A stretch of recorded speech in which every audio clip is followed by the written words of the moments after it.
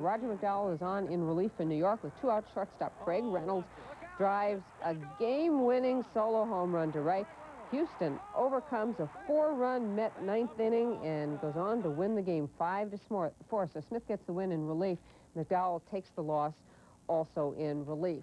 The Mets' loss left them with a 12-game lead intact, but the Astros' win was more important in terms of the standings. The Giants went into the day with a 1-game lead in the National League West. They faced the Cubs. The Cubs took the lead in the first inning. Leon Durham singling up the middle off Mike Krukow. The Cubs lead 1-0. Now, after the Giants had tied it at 1 here in the third, Joel Youngblood wrapping the ball into left field, scores Randy Kutcher. Then Rob Thompson comes in sliding, and it's a 3-1 lead for the Giants. But the Cubs then play long ball. 2 men on. Gary Matthews takes Krukow deep to left. He knew it was gone the minute he hit it. It was a 3-run shot, his 11th home run of the season. And then another big blow for Chicago came in the 5th inning. 2 on, 2 out. Sean Dunston, it's to left field, into the stands. Dunston's 10th home run of the season. Another 3-run shot. And the Chicago Cubs rolled on to an 11-6 victory over San Francisco. And so San Francisco drops into a tie with Houston for the lead in that very, very close National League West. Now, the Padres are only 3 games out of the lead in the West in spite of their 4-3 loss to Pittsburgh. A Jim Morrison single with 2 outs in the bottom of the 9th gave the Pirates that victory. The Cincinnati Reds are on a streak. On Saturday against the Phillies, the Reds were going for a season-high 5-game winning streak and their 13th win in their last 16 games, rather. The Phillies and the Reds. Second inning, Nick Skansky taking a Shane Raleigh pitch to right field, falls in for a hit. Bo Diaz goes to third base. Ron Oster then responds with a ground rule double. We are about to see him.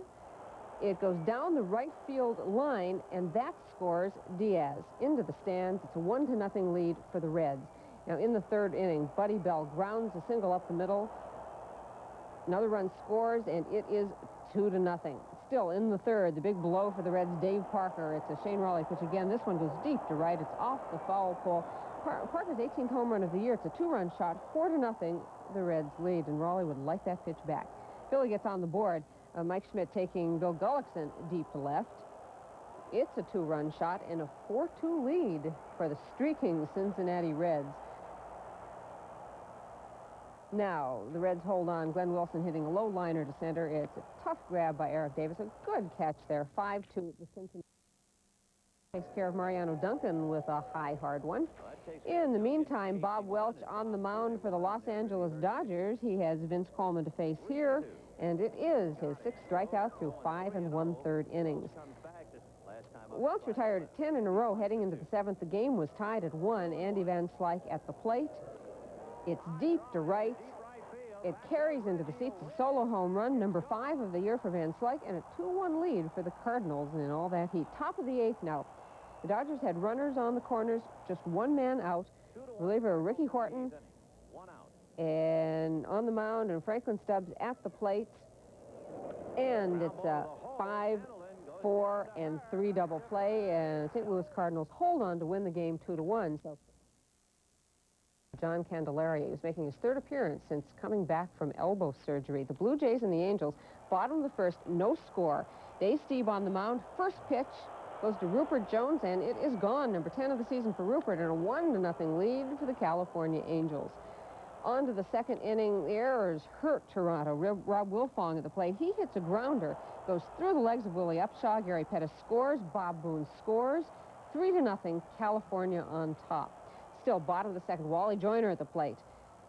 This one is on the ground to right. Rupert Jones scores. It's RBI number 73 for Wally Joyner, and a 4-0 lead for the California Angels. Top of the 4th, the Jays cut the lead in half. 1 man on. George Bell delivers this one to the seats and left. It's his 2nd of the game, and a 4-2 lead now for California. On to the bottom of the 7th, 6-2 California. Bill Caudle doesn't help much. Rupert Jones gets his 2nd of the game. It's a 2-run shot, and a 9-3 victory for the California Angels over the Toronto Blue Jays.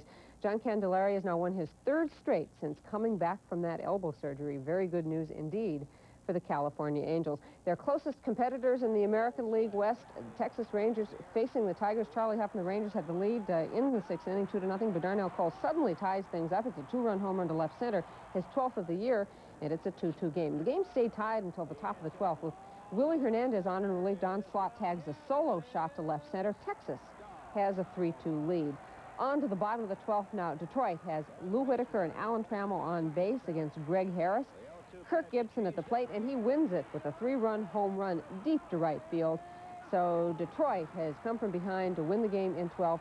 5-3 the final score. He can take all his bases, and with Detroit's victory, that drops the Texas Rangers to 2.5 behind California in the American League West. Now, as for the American League East, the Boston Red Sox must have been feeling a little nervous. They'd seen their lead in the East shrink to just 5 games of the New York Yankees, but they do have a stopper, although stopper really doesn't do Roger Clemens justice. He was on the mound against the Mariners on Saturday night. Of course, even Roger Clemens needs some runs. Top of the first, 2 on, 1 out. Mike Morgan on the hill. Don Baylor hits a drive to the gap in left center, goes to the wall. Wade Boggs and Bill Buckner score. It's a double for Baylor and a 2-0 lead for Boston. Next up, Dwight Evans hits it on the ground just by the diving Spike and Jim Rice scores. 3-0, the Sox on top. Top of the second, 2 on, 2 out. Bill Buckner at the plate. This one goes to right field. Danny Tartabull fields it, but Marty Barrett scores. 4-0 Boston. Bottom of the fourth, 5-1 Boston. 2 out, 1 on. Alvin Davis taking Roger Clemens deep to right, way back. It is gone. Davis is 12th, a 5-3 Boston lead. Top of the fifth, 6-3 Boston. Carl Best on relief. Marty Barrett, it's loop to left. It's a base hit. Ray Quinones and Tarver score. 8-3, the Red Sox lead. Roger Clemens, meanwhile, is in the sixth with a 9-3 lead. He gets Alvin Davis here swinging for his 7th strikeout. He gets 8 on the night. Went 8 innings, gave up 6 hits, 8 strikeouts. A 9-4 victory for Roger Clemens, and he is now 16-2 with his win. And Boston put a little bit more margin between themselves and the New York Yankees, thanks to the Chicago White Sox this afternoon. Let's take a look at the Yankees and the White Sox. Ron Kittle and the White Sox trying to gun down the New York Yankees. Tied 1 in the second.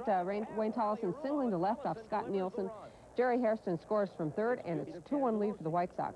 A couple of batters later, John Cangelasi laying down a nice bunt, scores Tollison from third. Then Willie Randolph throws wildly to first. Skinner scores as well, and a 4-1 lead for the White Sox. Chicago continuing to hit Nielsen. Here in the sixth, Joel Skinner hitting his 2nd home run of the series and only his 4th of the season. It's a 2-run shot, 8-2 White Sox lead. Yankees had an opportunity later. Runners on 2nd and 3rd. Willie Randolph grounds the ball to 3rd. He's thrown out. Then Pagliarulo breaks from 3rd. He's thrown out at the plate. The base running not real impressive. And, yes, that's what George Steinbrenner had to say about that. 8-3 the final score. The White Sox defeat the New York Yankees. Cowley, the winning pitcher, Nielsen, his first loss of the season. Now, that means that the Boston Red Sox lead the New York Yankees by 6 games in the American League East. Now, let's look at some other American League action. Milwaukee and Oakland, this is the battle of the cellar dwellers. Went to the A's. Carney Lansford tripling home 2 runs in the bottom of the 8th, rallying the A's to a 3-2 victory over Milwaukee.